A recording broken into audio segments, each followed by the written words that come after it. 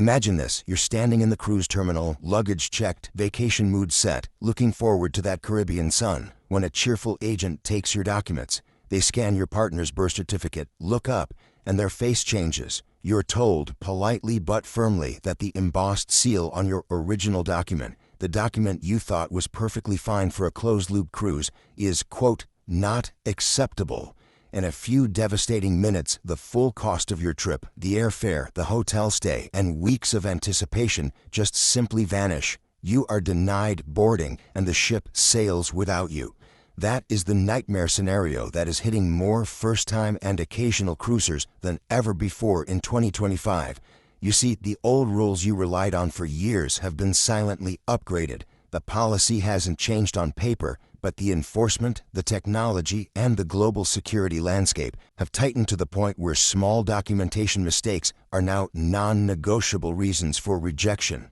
The update no one is talking about isn't a single headline. It's a confluence of government regulations and cruise line technology shifts that have secretly raised the stakes, especially when it comes to verifying U.S. citizenship on those closed-loop sailings where people mistakenly think a passport isn't necessary. What most cruisers do is trust what worked 5 years ago. But what savvy cruisers do is recognize that cruise lines, needing to comply with ever stricter international protocols, are moving toward instantaneous digital verification, and that leaves no room for ambiguity. This pressure to automate and secure the boarding process is turning old, faded, or questionable. For over a decade, I've navigated hundreds of cruise ship embarkations across every major cruise line, from Royal Caribbean and Carnival to NCL, MSC, and Celebrity. And I've seen firsthand where the system breaks down. I've watched those agents make the heart-wrenching decision to deny boarding, and almost every time the cause was a documentation error that was completely avoidable. That's why you need more than just the official FAQ sheet. You need the ground-level reality check. We are not just looking at what the policy says on page 27 of your cruise contract. We're dissecting what actually happens on board and in the terminal. The gap between those two things is where cruises are lost, money is wasted, and vacations are ruined. This video is your definitive risk management guide to the new 2025 documentation landscape, designed specifically for U.S. and Canadian citizens on major cruise lines. Though the preventative advice applies globally, we're going to give you the pro moves that prevent confusion and eliminate friction. By the end of this script, you will have a checklist that is guaranteed to get you past the lines of confused cruisers and into the terminal green line, often using the express digital check-in systems. We'll cover every trick to avoid the real ID trap, the 6-month validity snare, and the crucial details for family travel. If you've invested, did you know that the only reason the birth certificate and government ID combo is accepted for what are called closed-loop cruises, those that start and end in the same U.S. port, is purely because the U.S. Customs and Border Protection allows it?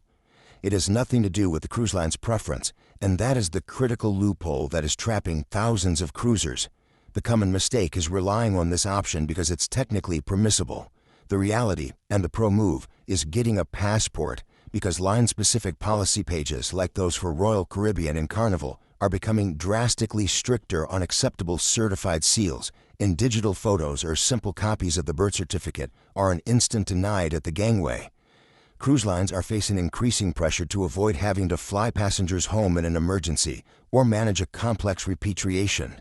Their ground staff are now trained to look for specific anti-fraud features, raise seals, specific paperweights, and holographic security features that can quickly confirm authenticity.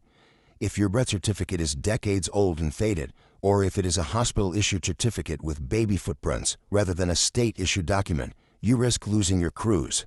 This is especially risky for families traveling with minors.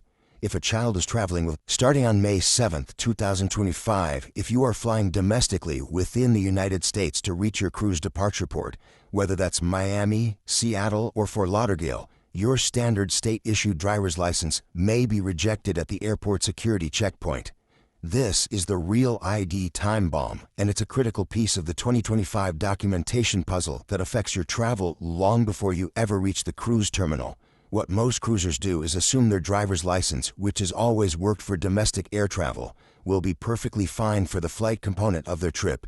They only focus on the cruise documents and completely overlook this domestic requirement.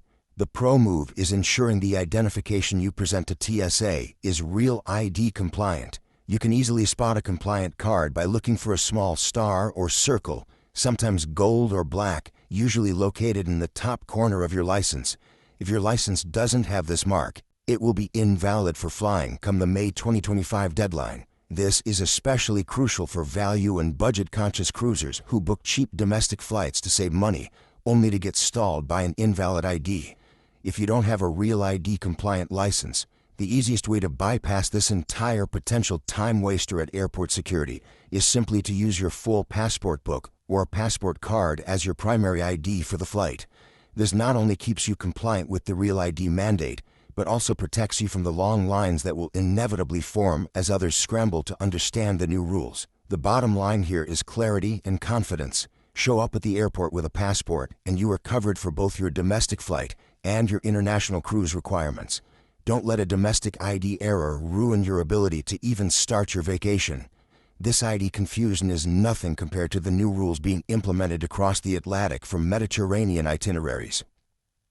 If your 2025 cruise takes you across the Atlantic to the Mediterranean, the Greek Isles, or the Canary Islands, you are stepping into a new era of document requirements, a literal visa trap that is catching many off guard.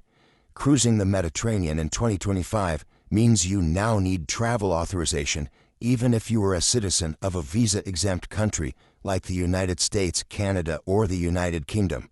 This is the European Travel Information and Authorization System, or ETIAS. The common mistake is assuming that because you don't need a traditional visa for short tourist trips, you can simply show up with your passport. What they won't tell you is that starting in the projected spring 2025 timeline, visa-exempt travelers, which includes the majority of our audience, now require ETIAS authorization to enter the Schengen area of Europe. This authorization costs a simple, hidden fee of just €7, but if you forget to get it, it will completely stop your vacation before it even leaves the dock. The pro move is to treat this small fee with the seriousness of a full visa application. You must apply at least 96 hours, ideally a week before your flight or your cruise departure. This is absolutely vital for the premium and luxury cruisers on lines like Viking, Celebrity, or MSC, where a single missed cruise day costs hundreds of dollars. The system is designed to check your security profile before you leave home, and if the authorization is not approved and confirmed, you will be denied boarding by the airline or the cruise line. It's an easy online application that usually takes minutes to complete, but failing to do it in advance is a major time waster that can turn into a denied boarding scenario. You should always print the confirmation and keep it with your passport. This tiny administrative step protects your entire investment. Remember, ETIAS is about pre-clearing you to enter the EU. The next rule is about how they track you every time you set foot on European soil while you're there. Get ready for mandatory passport scanning and biometric registration if you plan to cruise the ports of the Schengen area in Europe. Starting with a projected full rollout in October 2025, the European Union's new Entry-Exit System, or EES, officially replaces manual passport stamping with a digital biometric record of your entry and exit. This is the technology behind that holographic glow system you might see on your passport stand. This change impacts every port call in the Schengen zone and is vital for anyone on UK-based British Isles cruises that dip into the continent or any classic Mediterranean sailing. The common mistake is expecting a quick check, just like in previous years when you simply flashed your passport. The pro move is knowing that your very first entry into the Schengen zone under EES will take longer. You will have to go to a dedicated kiosk or manned booth where your fingerprints and a facial scan will be recorded to create your 3-year digital file. This initial process could create potential 50-minute lines, turning the start of your port day into a major time waster if you're unprepared. You must factor this extra time into your shore excursion schedule. The good news is that once your biometrics are recorded, subsequent entries within the 3-year validity should be much faster, often requiring only a quick scan and perhaps a repeat photo or fingerprint check. This system is designed to improve security, but its immediate effect is to slow down passenger flow initially. What most cruisers do is rush off the ship. What savvy cruisers do is time their departure to account for this new border technology. It is a necessary friction point, but the one document error that can ruin your trip altogether starts much earlier, before you even leave your hometown. A simple middle initial omission, or a single misplaced hyphen, might seem like a minor typo on your booking confirmation, but it is one of the fastest routes to instant denied boarding. This is the often overlooked document error that kills cruises after all of the big rules are followed. The issue arises from the contrast between what looks cheaper now, rushing through a quick online booking without double-checking, versus the substantial cost later, which could be hundreds of dollars in name change fees or, worse, the total cost of a denied cruise. Cruise line terminals, your passport might have a clean, current date stamped on the front, but is it actually valid for cruising? This is a crucial distinction that has led to countless denied boardings, and it's a hidden fee trap where the fee is the entire cost of the cruise you already paid for. The common mistake is simply looking at the year and seeing that the expiration date hasn't passed yet, believing a passport expiring in 4 months is perfectly fine for your 7-day sailing. The reality is that many foreign countries, and consequently all major cruise lines, operate under the strict policy that your passport must be valid for 6 months beyond the date your cruise is scheduled to return. If your ship is scheduled to dock back in the U.S. on December 1, 2025, your passport must be valid until June 1, 2026. This rule is ironclad and non-negotiable, particularly for one-way international sailings, such as many Alaska itineraries that end in Vancouver or any exotic itineraries across Asia or South America. The reason is simple. If you are medically evacuated or miss the ship in a foreign port, you must have a document that grants you entry into a neighboring country or that allows for airline ticketing, which often requires that 6-month buffer. The cruise line won't even risk letting you board if you violate this mandate, as the liability rests entirely with them. The pro tip here is to check the expiration date the moment you book, not the day you pack. If you are within 10 months of expiration, start the renewal process immediately to avoid a stressful, expensive rush job later. This single, simple check is the difference between a seamless departure and a devastating denial. Now for the critical policy that everyone debating a passport card needs to hear. What happens if you are seriously injured in a port like Cozumel, or if a sudden itinerary change forces you to leave the cruise and fly home from a foreign country? In that scenario, you need a high-stakes, multi-thousand-dollar solution executed fast. This is the critical moment that defines the difference between the passport book and the passport card. The contrast is simple. The inexpensive passport card, which costs around $30, is technically valid for re-entry into the U.S. at seaports or land borders. However, what they won't tell you is that if you have a medical emergency requiring an air evacuation or an unexpected commercial flight home from a foreign port, that passport card is completely useless. You need the full, machine-readable passport book. The pro move for every cruiser, especially for accessibility in elderly cruisers who face higher risks in an emergency, is to invest in the passport book. Think of the extra cost of the book as essentially the cheapest form of repatriation insurance you can buy. While the ship security team and the crew are trained and required to assist you in an emergency, getting you permission to board a repatriation flight is solely the domain of your travel documents. The inability to fly home internationally in a crisis turns a serious situation into a logistical catastrophe involving emergency consulate visits that will cost you days and thousands of dollars. The passport book is not about boarding the ship. It is about leaving a foreign country by air quickly and without complication if disaster strikes. What most cruisers do is focus on meeting the minimum requirement, but what savvy cruisers do is prepare for the worst-case scenario. Never travel internationally by sea without the ability to return by air. This single decision protects your health and your finances. We have covered the entry requirements, and now before we hit the final high-value tips, I have a quick request for you.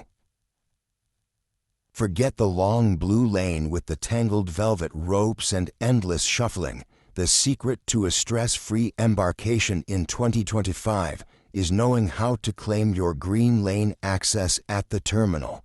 This is a crucial time saver that can easily save you 45 minutes of standing around. The common mistake is that most cruisers wait until the terminal to upload their final security photo, or they leave a single document step incomplete in the cruise line's app. The pro move is to treat the cruise line's app check-in, whether it's Princess Ocean Ready, NCL's online check-in, or Royal's SeaPass setup, as mandatory and complete every single step before you ever leave your driveway, especially the security photograph. Cruise lines are rapidly implementing facial recognition technology that links your pre-uploaded photo to your documents. When you arrive, this technology processes you faster by cross-referencing your face with the identity you submitted digitally. This system is designed to shepherd the fully ready passengers through the express gates. If you are stuck in the blue lane, you will be waiting behind everyone who failed to upload that one key piece of information.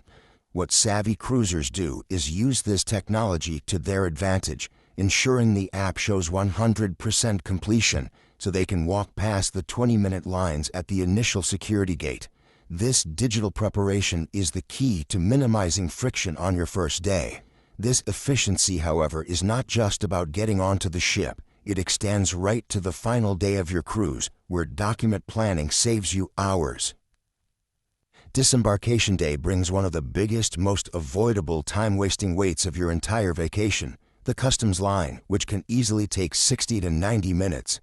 The contrast here is stark. What most cruisers do is stand in the massive, slow-moving line designated for U.S. citizens using birth certificates and government IDs, waiting for a manual identity and citizenship check. The pro move is using the full passport book, which unlocks access to the dedicated smaller lanes for passport holders, or better yet, the automated passport kiosks, which are increasingly available at major cruise ports. These are the same systems you see in airports, and they can process travelers exponentially faster than a human agent can verify a birth certificate. For the savvy cruiser, this is purely a document efficiency benefit that minimizes your friction with customs officials, while the dedicated crew members work tirelessly to manage the flow of bags and guide you off the ship.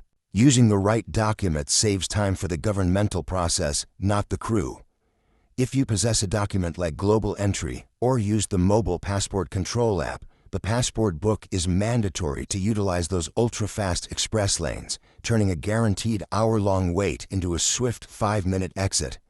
Choosing to travel with a passport book protects you on the front end. The single best document hack for international cruise travel, the ultimate pro move that costs you nothing but 5 minutes, is enrolling in your government's Traveler Registration Program. For U.S. citizens, that is the Smart Traveler Enrollment Program, or STEP, and similar services are available for Canadians and citizens of the U.K.